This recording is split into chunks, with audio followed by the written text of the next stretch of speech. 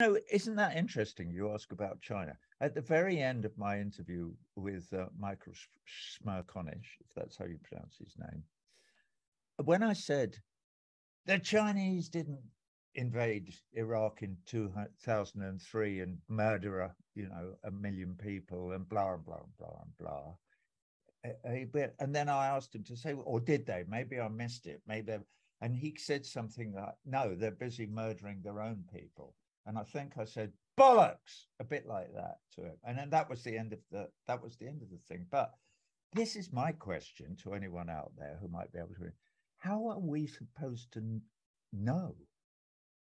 We would have to know people who live in China and who've lived in China for a number of years, just as you, Todd, or you, David, have lived in the United States of America for a number of years. So you're embedded.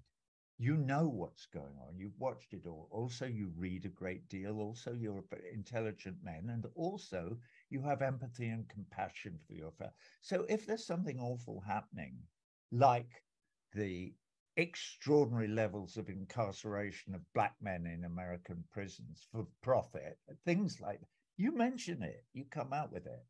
Now, are these people like Smerconish think that the Chinese government is rushing around with AR-15s, murdering their people by the hundreds of thousands, millions of them, particularly the Uyghurs or the Muslim thing and all those stories of the concentration camps and the blah, blah, blah, blah, blah.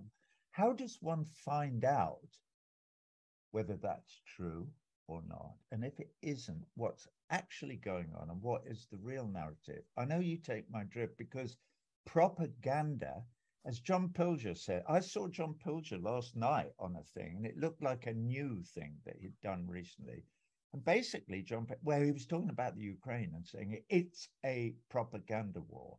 Who can say the nastiest things about the other and get it on most outlets so it persuades the most people of what is actually going on? Well, in the United States, the narrative that Putin is a madman and horrible and trying to conquer the world, that's the lie that I think is hardest for the people who are putting out that propaganda to actually get people to believe. But people believe it in their hundreds and in millions, tens of millions of people believe that. Well, hang on a minute. If they are, actually, my new friend, Bruce Gognall, points this out in the thing that I just watched today. They said, if they do want to conquer the world, why aren't they spending more money on the military? They only account for 3.1% of military spending in the world, whereas the United States accounts for 39%. Well, we know why the United States is spending all your tax dollars and mine and everybody's on is because they're trying to rule the world. That's why they have over 1,000 military bases. That's why they're getting China surrounded.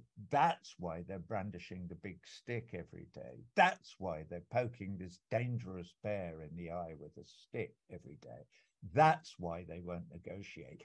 That's why they didn't support the Minsk agreements. That's why they're trying to enlarge NATO, not just to the Russian border, but also into the South China Sea.